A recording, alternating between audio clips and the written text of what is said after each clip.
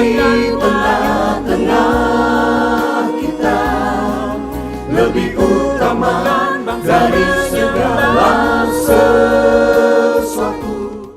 Hidup yang diberkati. Jika engkau baik-baik mendengar suara Tuhan Allahmu dan melakukan dengan setia segala perintahnya yang kusampaikan kepadamu pada hari ini, maka Tuhan Allahmu akan mengangkat engkau di atas segala bangsa di bumi. Ulangan 28 ayat 1. Sahabat Iktus yang dikasihi Tuhan, setiap orang menginginkan untuk hidup yang diberkati, sehingga banyak cara dilakukan agar mendapatkannya.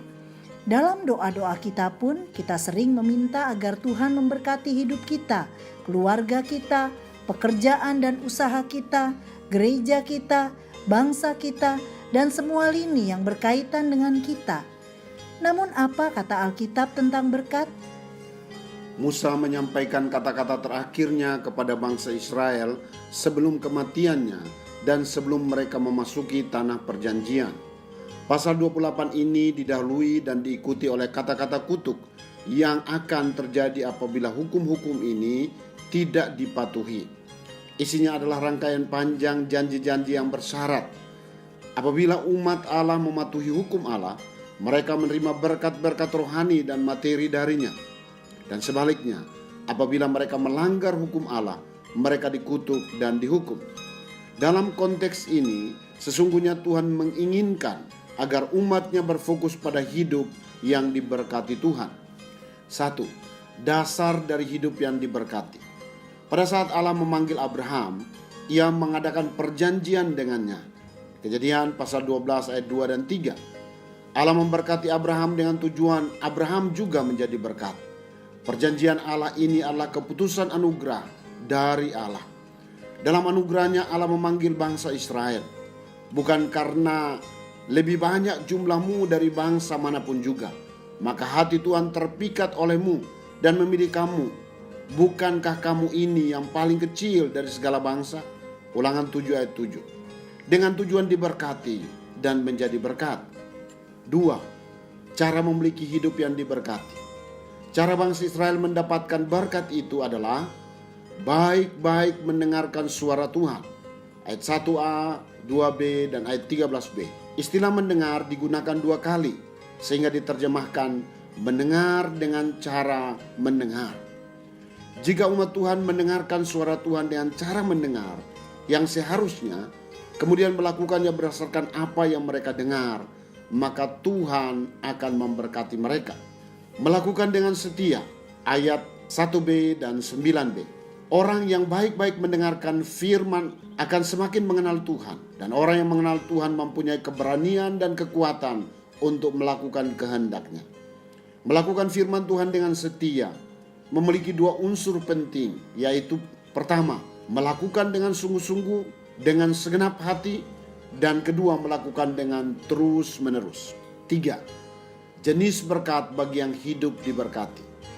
Pertama, berkat rohani. Orang yang telah mengalami anugerah Allah dan hidup dalam ketaatan kepadanya, tentunya akan mengalami damai sejahtera dan sukacita dalam hidupnya. Tuhan menyatakan kepada bangsa Israel bahwa mereka ditetapkan menjadi umatnya yang kudus. Ayat 9a. Bila mereka baik-baik mendengarkan dan melakukan dengan setia, umat yang kudus berdasarkan anugerah Allah. Kedua, berkat jasmani, yaitu yang sudah dimiliki dijaga. Misalnya pekerjaan, keturunan, perlindungan dari musuh-musuh, bahkan dalam kegiatan sehari-hari. Tetapi juga yang belum dimiliki diberikan. Ayat yang ke-8. 4. Tujuan hidup yang diberkati. Dewa-dewa sembahan orang Kanaan, Baal dan Asyera yang terkenal sebagai dewa perang dan dewa kesuburan pada saat itu juga dapat memberi berkat sementara. Allah lain tersebut merupakan ancaman bagi bangsa Israel, sehingga Allah memperingatkan mereka supaya tidak terjebak kepada dewa-dewa tersebut. Ayat 14. Selain dari perbedaan berkat yang bersifat sementara dan kekal, atau mendatangkan ketidaktenangan dan damai sejahtera, yang sangat signifikan adalah tentang tujuannya. Dewa-dewa Kanaan memberi berkat hanya dengan tujuan memberi kekayaan bagi mereka yang menyembahnya. Tetapi Tuhan semesta alam memberi berkat dengan tujuan agar umatnya menjadi saluran berkat bagi bangsa-bangsa lain yang belum menyembahnya, sehingga mereka dapat menerima berkat dan melihat Tuhan. Ayat 10. Sahabat Iktus, sebenarnya kita adalah orang yang tidak layak untuk diberkati, sama seperti bangsa Israel yang tegar tengkuk dan selalu bertindak melawan Tuhan. Hanya karena kasih karunia semata, kita dikuduskan dan hidup diberkati olehnya. Berkat yang diberikannya adalah damai sejahtera dan penyertaan, tetapi juga pemeliharaan atas semua berkat yang ada pada kita. Selain itu, Tuhan pun menyediakan segala sesuatu yang kita butuhkan sebagai bentuk pemeliharaannya yang sempurna. Tuhan telah menyediakan berkat-Nya bagi saya jika saya mendengar suaranya dengan cara mendengar baik-baik.